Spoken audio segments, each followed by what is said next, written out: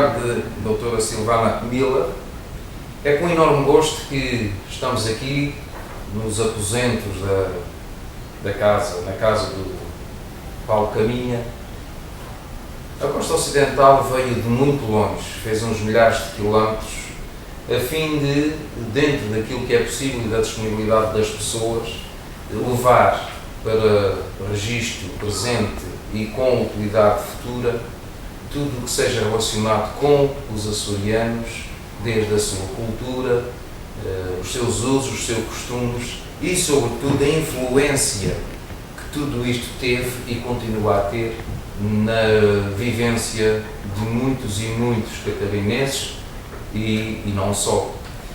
Mas como só, e há momentos é que nós nos conhecemos, quem melhor do que a senhora para desenvolver todo o seu trabalho, que deu direito a um livro que já tive a oportunidade de ver, vai-nos falar de tudo aquilo que achar que seja mesmo importante e que lhe tenha dado ou tem vindo a dar todo esse trabalho. Esteja à sua vontade. Então, boa tarde. E para mim também é uma honra estar aqui podendo falar um pouco do que eu venho estudando ao longo de muitos anos. Eu trabalho com gastronomia. Eu sou professora de gastronomia e me especializei em cozinha brasileira, que é a unidade curricular que eu ensino no Instituto Federal de Santa Catarina, que é um instituto, por ser federal, nós temos o ensino gratuito. E é interessante porque a gastronomia, dessa forma, ela tem uma abrangência maior no público, porque os cursos de gastronomia normalmente eles são muito caros. E dessa forma a gente tem uma abrangência maior com o público, isso é muito bom. Então, dentro desse Instituto Federal de Santa Catarina, já lá eu fiz o doutorado também na parte de gastronomia, não num programa de gastronomia que não existe, mas um programa de engenharia de conhecimento, na qual o objeto de estudo, então, foi a cozinha regional de Florianópolis. Por que eu fiz a opção de estudar a cozinha regional de Florianópolis? Porque tem poucos estudos e tem muita confusão, na realidade, do que significa a cozinha da nossa ilha. E como professora de gastronomia aqui em Florianópolis, eu sempre achei muito importante ter as respostas para os meus alunos, principalmente daqueles que vinham de fora. Perguntavam, professora, qual é a cozinha tradicional de Florianópolis? E era sempre uma dúvida. Então, a partir disso, há tempo, eu comecei a pesquisar, isso deu um mestrado e um doutorado. Aí eu me deparei com uma influência de base muito importante dos açorianos, né? Data aí de 1748, quando começaram a vir para cá. Só que existe uma confusão importante a ser esclarecida em relação ao que é de fato uma cozinha que é dos Açores e uma cozinha que é de Florianópolis, com base em deconstrução dos saberes e fazeres açorianos.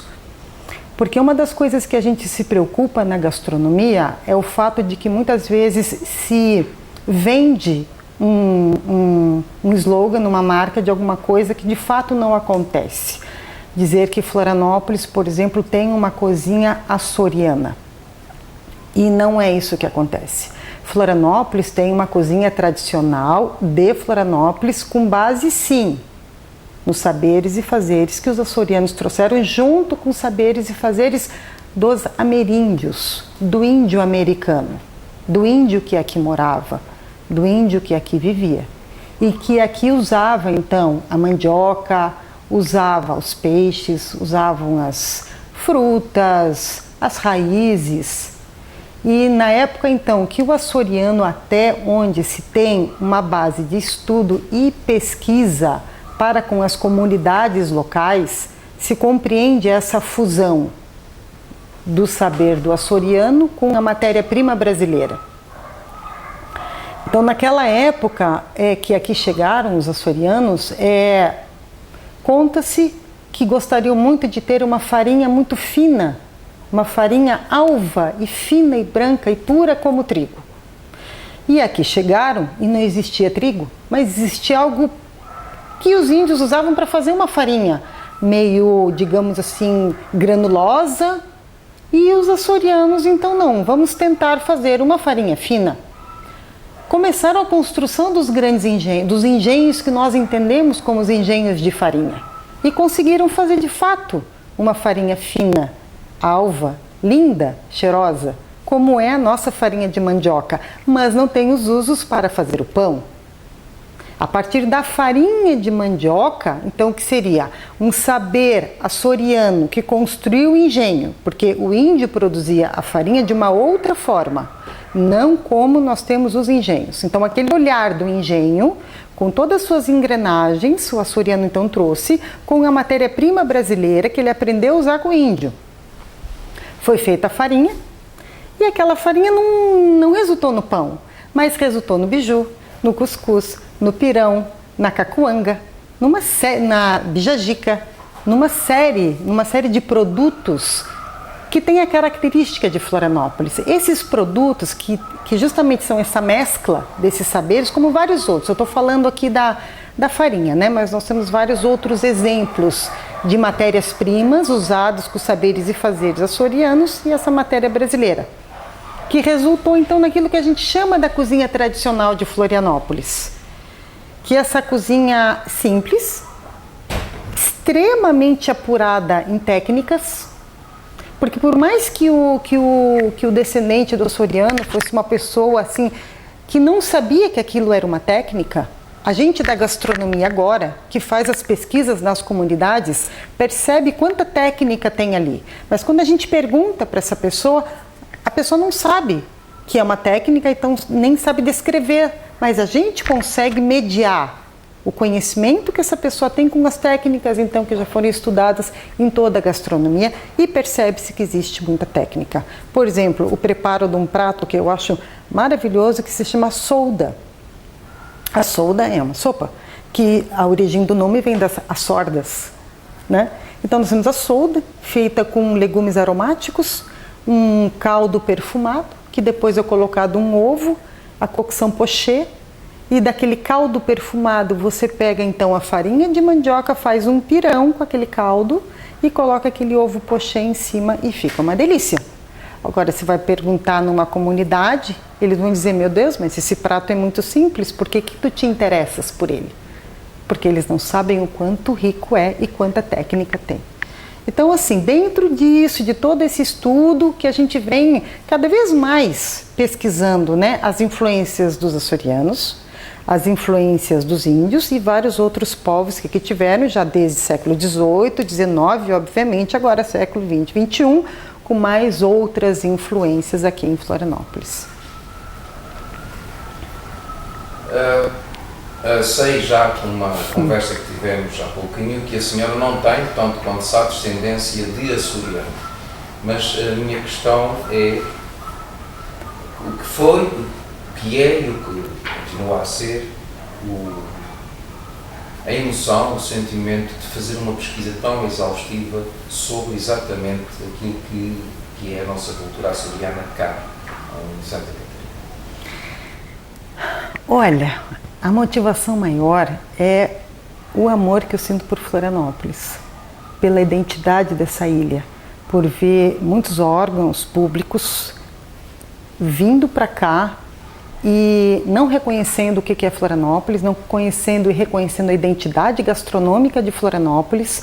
E eu que sou da gastronomia e vejo a beleza que tem nessa simplicidade e nesses sabores maravilhosos, a necessidade de mostrar uma tese de doutorado, a necessidade de mostrar artigo científico, a necessidade de mostrar para as pessoas que sim, Florianópolis tem uma origem, tem uma identidade e tem o pai, tem a mãe, tem os açorianos, tem os ameríndios, tem a matéria-prima, tem uma construção e essa construção merece respeito e ela merece ser conhecida.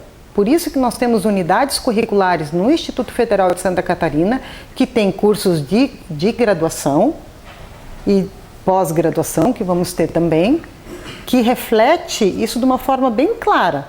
A importância da gente valorizar essa gastronomia aqui. e aí ser vendida, né, para o turista essa gastronomia que a gente tem. E não uma gastronomia de fora, com esse olhar, não, porque o que é o de fora, né? Não, o que também o de fora pode ser, não tem problema, mas nós também temos. Nós também temos muita beleza. Então esse amor que eu tenho por Florianópolis e por essa gente tão simples, que sempre fez uma comida tão boa e merece reconhecimento.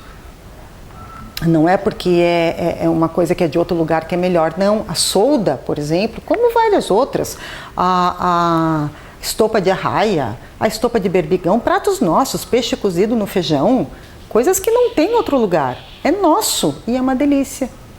E já tem restaurante vendendo, né? Isso que é legal, já tem restaurante sendo reconhecido por esse tipo de comida. Em relação aos temperos, professora Silvana, o que tem dos Açores aqui dentro? Tem alguma coisa que veio com os nossos povoadores? E poderia citar também mais pratos que são dessa nossa culinária de base açoriana? Sim. Bom, os temperos, né? O que a gente percebe com a utilização dos temperos? A gente teve, por exemplo, né, nas pesquisas levantadas e nas comunidades, né, na base, nos doces, né, a gente tinha a utilização da erva doce, do cravo, da canela. Isso era uma coisa bem comum. No biju, cuscuz, vários, muitas vezes até numa cacuanga doce, a gente poderia encontrar. O índio utilizava? Não tinha aqui. Foi da culinária? Sim, isso foi um complemento que o açoriano trouxe aquilo que ele aprendeu com o índio, né? Por exemplo, a cacuanga é um prato de base indígena, com a adição de temperos açorianos, que se tornou então a comida da comunidade. Porque essa transformação da gastronomia, para esse boom que nós temos agora, é relativamente nova. Principalmente, eu não digo no centro de Florianópolis, que o centro de Florianópolis tem Florianópolis é uma ilha, mas ela tem questões a serem consideradas. Ela tem o centro que tinha acesso às pontes, então você tinha uma matéria-prima diferente. Agora, quando você se retira do miolo, quando você vai para Santo Antônio, quando você vai para o Ribeirão da Ilha, Pântano do Sul, Barra da Lagoa, Rio Vermelho, que até 60 anos atrás mais ou menos era estrada de chão, aquilo demorava um tempo para a pessoa sair de lá, são 40 quilômetros, a ilha é comprida, 40 quilômetros muitas vezes, um carro que nem tinha muita condição, ou mesmo a cavalo, ou de qualquer forma, pegar, então não se pegava coisa do centro. Então a comida das praias é uma e a comida do centro é outra. Quando a gente faz essa pesquisa aqui de todas essas influências, se tem então já um conhecimento de que vai se encontrar coisas bem distintas. Aqui no centro, sim, se encontrava já o arroz, se encontrava já uma série de produtos diferentes, né? Trigo e coisas assim. Mas quando você vai pesquisar mais aquelas comunidades que são mais açorianas, que ficaram mais tempo isoladas, e aí você não encontra uma série de produtos estranhos à cultura local e encontra assim várias receitas usando os mesmos ingredientes, mas receitas completamente diferentes, por técnicas de cocção, ou por temperos, ou por apresentação. É basicamente a mesma matéria-prima, mas o sabor, a apresentação é tudo muito diferente. Com essa meio que a senhora tem extraordinário, que é a comunicação, e com o conhecimento que tem, não duvido nada que os alunos se deixem embebedar com o seu conhecimento. Eles nota que alguns deles têm interesse em eles próprios ir para a cozinha e depois contar-lhes as experiências, ou eles próprios irem aos pais, não, isto afinal é assim e assim. Tem feedbacks desse ensinamento? Tenho sim. E a respeito de gostar de cozinhar, sim, eu já tive 5 restaurantes. Chefe de cozinha de 5 restaurantes. Eu, na realidade, a minha formação, ela é acadêmica, até porque quando eu tinha os meus restaurantes, as pessoas me chamavam para dar aula. Eu falei, bom, eu estou dando aula, eu vou ter que ter uma formação acadêmica, então. Mas a minha formação inicial é chefe de cozinha, é cozinheira. Então, aí como cozinheira, aí eu fiz mestrado, aí fiz doutorado e vamos em frente, então. Né? Então, assim, cozinhar é uma coisa que me acompanha há muito tempo. E o feedback eu tenho. O feedback, assim, 90% das aulas que eu dou são aulas práticas. Né? Assim, pouca, 10, 15, depende da unidade curricular, é um pouquinho de teoria, obviamente, porque eu tenho que explicar tudo, sensibilizar o aluno, trazer ele para o meu mundo, vocês estão prontos, então nós vamos tudo para a cozinha. Então, daí já é importante levar o aluno já compreendendo aquilo que ele vai encontrar. E o feedback, né? Aí a gente tem uma pesquisa de final de semestre que eles fazem. Todo semestre, os meus alunos, eles vão buscar, então, para a prova final deles, um prato que faça parte da sua cultura gastronômica. E não só sua, quanto a cultura da sua comunidade. Não é um prato de família, é um prato que tenha, como é o que a gente chama aqui no Brasil, de patrimônio cultural gastronômico. São os patrimônios culturais, aquilo que representa o patrimônio cultural da comunidade deles. Aí eles vão à luta, aí eles vão, a avó, vão para o pai, começam a questionar. Tá, pai, mas assim, mãe e vó, e não sei, começam a interagir. Aí eles começam a interagir.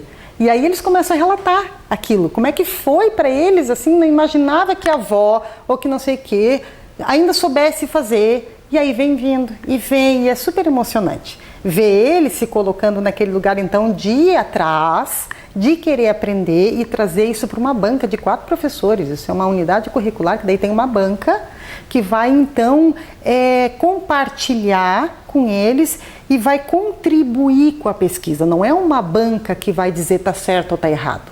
É uma banca de professores que vai contribuir, né, fazer perguntas, talvez questionar se alguma coisa, mas a nível de contribuição. E o aluno se sente muito valorizado. A gente pergunta depois das provas, como é que você está te sentindo? Que foi lá na tua família, lá no interior? Aí eles vão relatando aquilo assim, aquele sentimento de tomar conta do que é seu. Né, de observar que aquilo que ele viveu, né, que não tinha acesso até então, que ele vai ser o detentor daquilo daqui para frente, porque obviamente a avó, o pai e a mãe já estão ficando velhos, ele é que vai passar para frente. Tem, ao longo dos seus ensinamentos, do tempo que já ensina, há algum aluno seu, ou que já tenha sido e que tenha seguido a culinária? Que tenha seguido a culinária? Sim, na vida. Nossa, muitos! E qual é, já agora, por depois juntar a resposta, qual é para si o sentimento de ser, entre aspas, a culpada desse êxito, desse sucesso de parte de eu gosto muito de entrar nos restaurantes, quase todos, e encontrar alunos, né? Porque eu dou aula há quase 20 anos, dou aula há um tempo bom já. Né? Então, eu já formei muita gente. E aí, volta e meia, eu estou num restaurante e tá lá, né? Oi, professora! E chega lá, não sei o quê. Ou é cozinheiro, ou é pessoal de serviço, mas a gente tem muito aluno no mercado de trabalho. E é o principal. Eu gosto muito dos cursos técnicos. O nosso curso técnico é um curso de 1 ano. 1 ano e meio, depois a gente está reformulando para 1 ano agora. Então é uma quantidade muito grande de alunos que a gente está formando, com uma capacidade técnica e de habilidades básicas e de reconhecimento histórico-cultural grande. A gente tem turmas que iniciam com 40 pessoas e se formam um tanto de gente. E isso tudo no mercado de trabalho.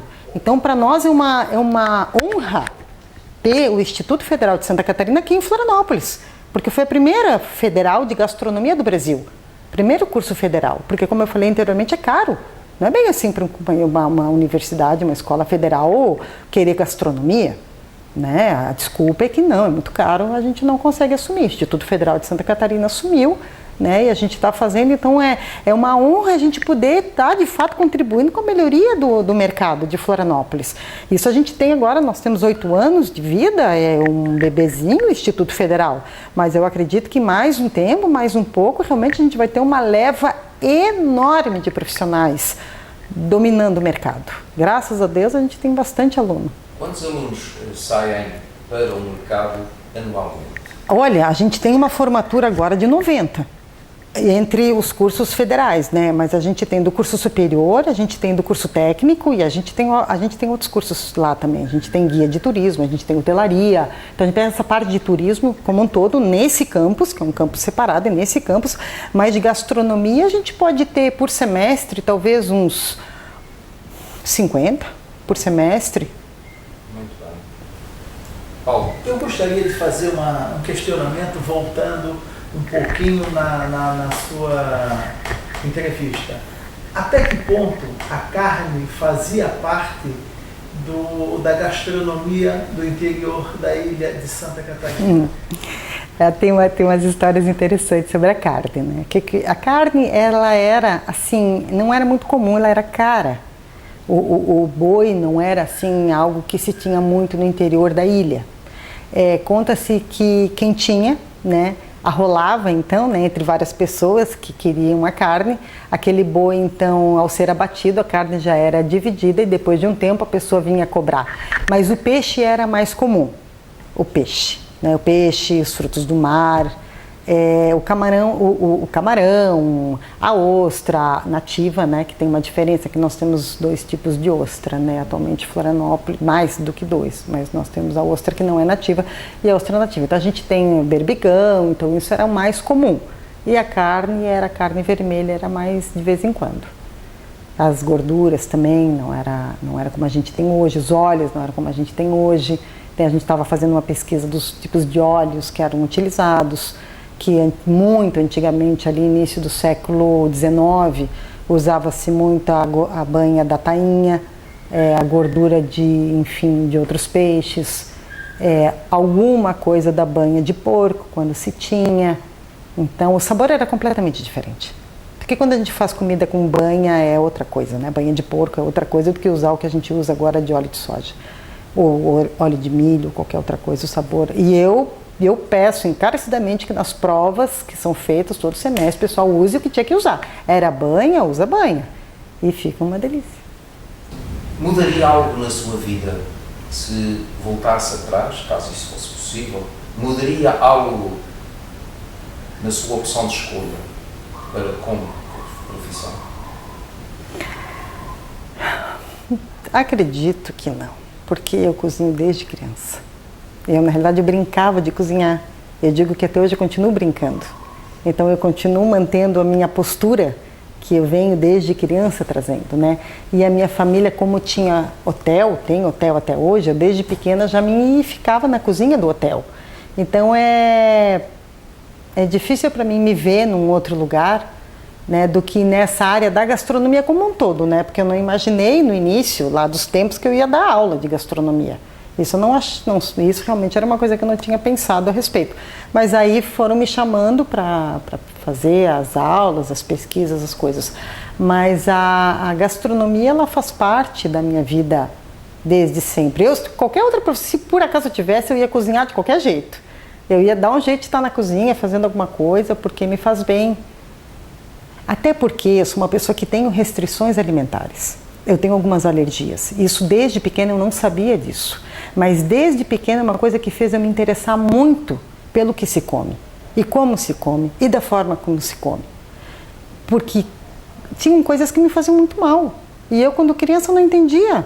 E aí eu queria entender. Aí eu ia pesquisar. Aí eu ia estudar. Aí eu ia fazer uma coisa.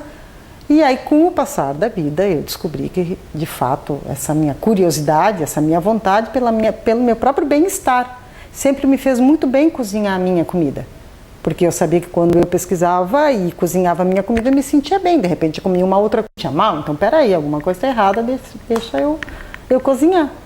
Eu quero agradecer imenso a sua presença, a sua disponibilidade e, sobretudo, a partilha com todos nós aqui presentes, bem como aqueles que depois mais tarde vão ter a oportunidade de ver e ouvir, o seu conhecimento e toda essa simpatia. E sempre no final das nossas conversas, eu deixo ficar um espaço para que a pessoa, se quiser manifestar um desejo, quer pessoal, quer para a sociedade em que está inserido e uma mensagem para todos aqueles que nos vão ouvir e assim sucessivamente. Eu acho que como professora, o que eu tenho para dizer é que eu realmente acredito que a única coisa que vai melhorar esse mundo é a educação, na minha percepção.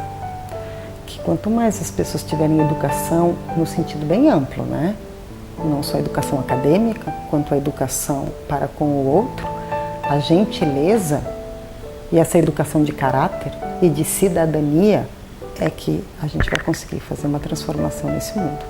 Por isso que eu gosto de dar aula em vários níveis, níveis profissionalizante, técnico, graduação e pós-graduação, em todos os níveis. Porque eu vejo que em todos os níveis tem alguma coisa para acrescentar e para receber. Porque a gente como professor aprende muito também com o aluno. Muito obrigado.